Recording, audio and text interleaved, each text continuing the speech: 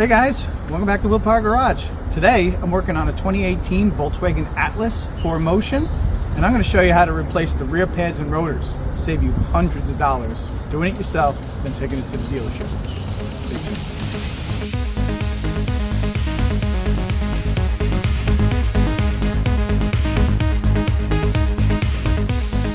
If any of you have ever done brakes on any modern car that has an electronic e-brake, you know that you need some kind of special tool to do so.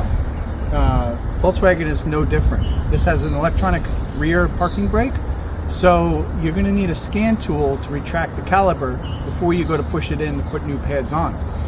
There are two ways you could do this. One, obviously with the scan tool. Two, you can use two pieces of wire, a little drill battery, and reverse in that motor manually, semi-manually, to get the caliper to retract. You have to be careful though, you don't want to short those wires together and damage your caliper. But it is a way to get around doing it without having to purchase an expensive scan tool. So let's get to the back of the car, I'll get the wheels off, and I'll show you guys how to get started in replacing your brakes. I wanted to show you how you do this with the scan tool. So this is VCDS, also known as Rostec. If you're in the Volkswagen Audi community or have had a Volkswagen or Audi for a long time, you should be very familiar with this. So very quickly, the way you do this is we're going to go in to select the control module. I have the key just to the on position. In this case, it's just a start button, so I have the start button just pressed once without the brake. We're going to go to ABS brakes. When this opens up, we're then going to go to basic settings, and in the drop down menu here we're going to select start lining change mode. So you see there, start lining change mode. We're going to hit go, and then you should start hearing the motors on the rear calipers retracting. Finish correctly, you're now ready to start replacing your rear brakes. So I can go ahead and I can turn off the car. This can stay like this for now, and we'll go back to the back of the car and start replacing the brakes. So now that the caliper is retracted, I have no worries about damaging the parking brake. So what I'm going to do first, that I like to do with a lot of cars, is I'm going to insert a pry bar here, and I'm going to manually retract the caliper and then take it off. By doing that, I don't have to use any kind of clamps or special tools to retract that caliper. Once that's done, I'll remove the two caliper mounting bolts. There are caps on the back here that you got to take off. Finally, we'll come down, we'll remove the T30 that holds the rotor to the hub. And from there, it's basically just an installation of your reverse removal. So let's get started. So pry bar, I like to get in between the caliper here. Like I said, I can then retract this piston. Sometimes I have to go from both sides just to get the piston in all the way. I should probably make mention again, you have to make sure that this emergency brake motor is retracted before you push any pressure on it. You will damage it. Now that this is loose, we can remove the anti-vibration spring here.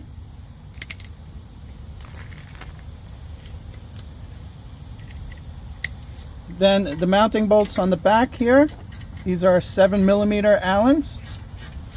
These will come off. I still have the bottom cap here.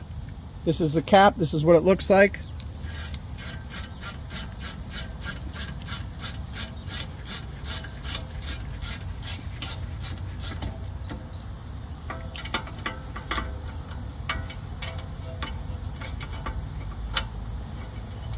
Gonna need a shorter socket for back there. Alright, I had to get a shorter socket to make it in between here. Still 7mm though.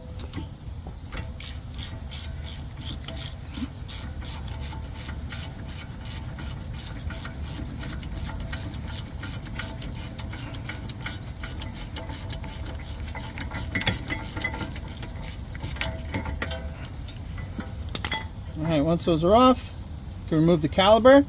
Make sure you support it or put it in a place where it's not going to hang off the brake hose. You don't want to damage that.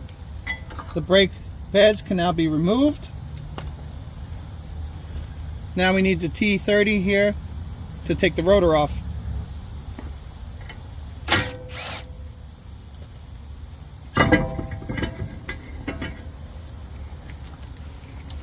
And there's the rotor.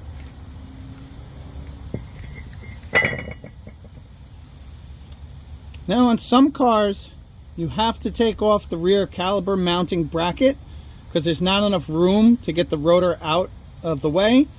But as you can see, we got lucky here. We were able to sneak the rotor right past it.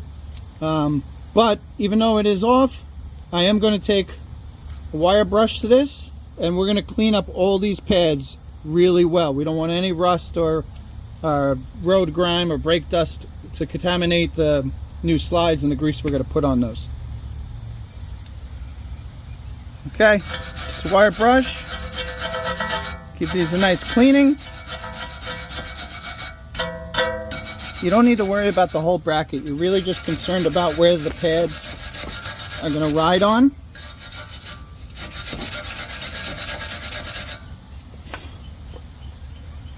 Little brake clean. Clean everything up.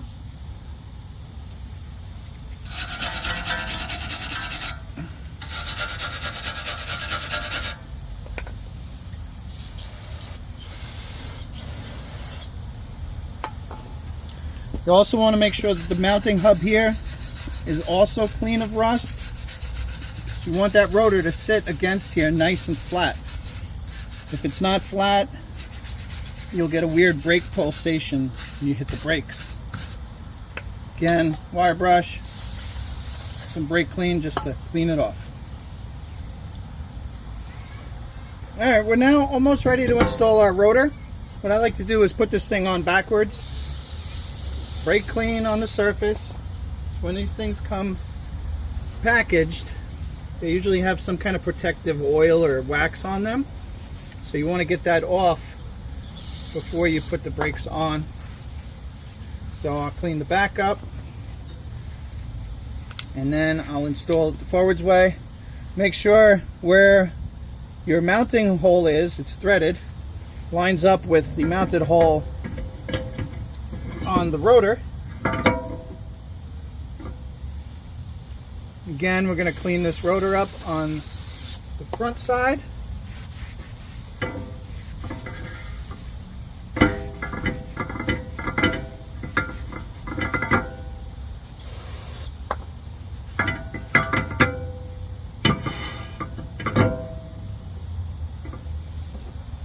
On the mounting screw that holds the rotor on, I like to put a little anti-seize on this. It'll make replacing the brakes in the future much easier to get this little screw out of here. And this screw does not need to be tightened very tight.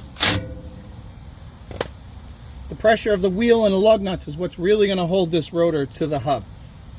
This just kind of keeps everything on there and lined up when the wheel is off. Alright, when I'm ready to put the pads on, it's a good idea to note which pad was on the caliper side and which pad was on the outboard side. This you could see where the caliper was riding against. In this instance, that one has like a vibration spring on it. This one does not. So you want to put the new pads, the replacement pads, on the same way. You can see one has a spring, one doesn't. Usually in a good quality kit, you'll get some kind of brake lubricant. So I like to put a little bit on the end of the pads where they're going to ride in the caliper mounting bracket. And since this is the one that's riding against the caliper, I also like to put a little bit where it goes against the piston of the caliper. What this does is it helps with any kind of vibrations or anything funky that will happen, cause you noises and such in the braking system. So this can now be inserted back onto that mounting bracket. The outboard pad, same thing. The only difference is I'm going to put a little bit on the areas where it goes against the outside of the caliper. Go a little bit on the ends. And then this guy can go into place.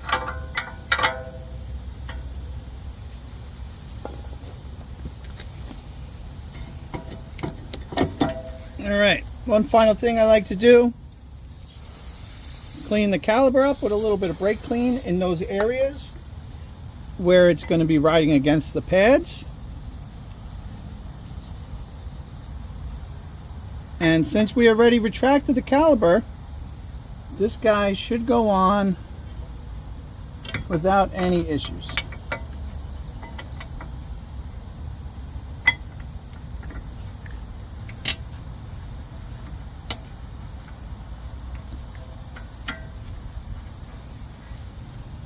One other area I should point out, when you have the caliper off, make sure that these bolt slides move nice and easy.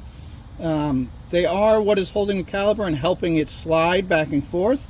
If these are not, they can cause the caliper to stick, basically keeping the brakes applied, and you can ruin your new brakes.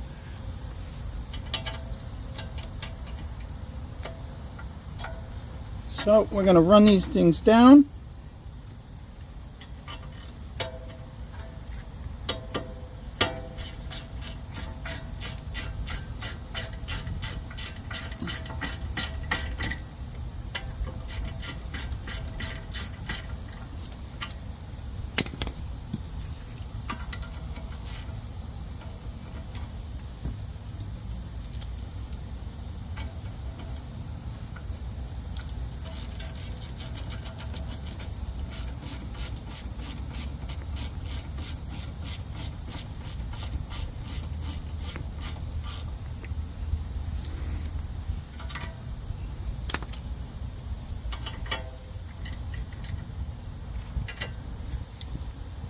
Now that the caliper mounting bolts are run down, these get torqued down to 26 foot-pounds.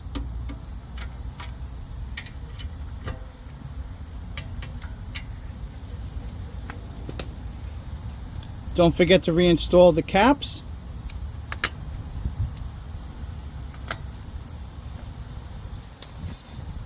And then the anti-rattle spring. This guy could be a little tricky to get in. Usually work from one side.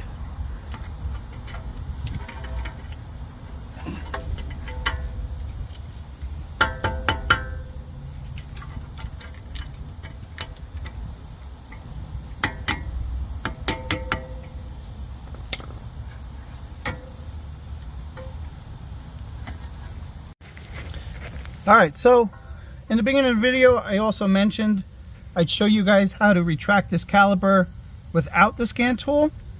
So if you look down there, there is a connector that is on the caliper. Looks like this. You can see it has 2 pins.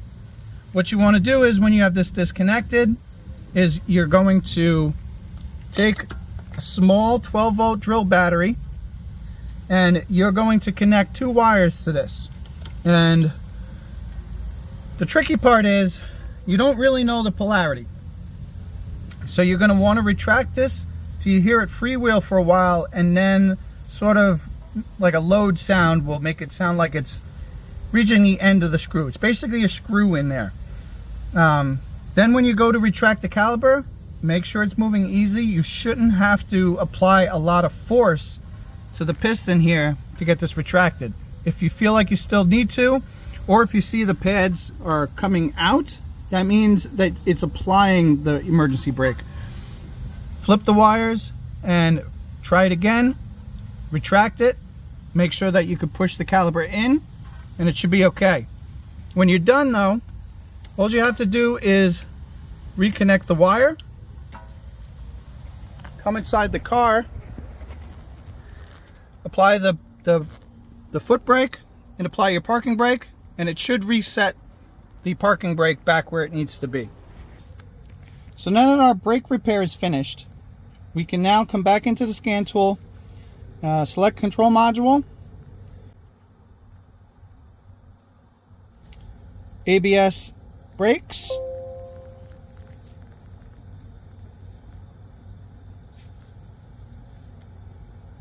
Basic settings. And lining change mode. So when you hit go, and you're going to hear the caliper retracting. It's going to be putting it out, retracting again. It's basically trying to find where the pad is now so that it knows that position. So once you get that, it says not running, you can go back, check for fault codes. Brake pad replacement mode active. Yeah, we know that. So we're going to clear codes. Fault codes erased. Done. Go back. We're going to cycle the key off, then back on. And we're going to make sure we don't have any error codes on the dash. You are now finished with your brake job. Alright guys, that's it for today's video. As you can see, replacing your rear pads and rotors on your Atlas, super simple. You only need a few basic hand tools and a floor jack. I mean, you can even use the jack that's in the car. Like I said, you could do this with or without the scan tool. If you're lucky enough to have the scan tool, great. Follow the procedure I showed you, get it done.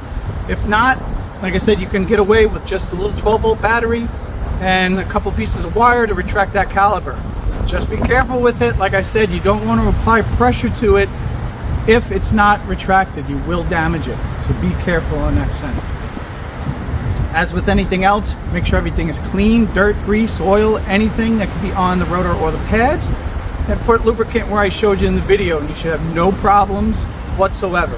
Not to mention, you probably saved yourself a few $100s in doing this repair yourself, because those parts are only about $150 to $200 for aftermarket parts, and only a little bit more if you wanted to go with factory OEM parts.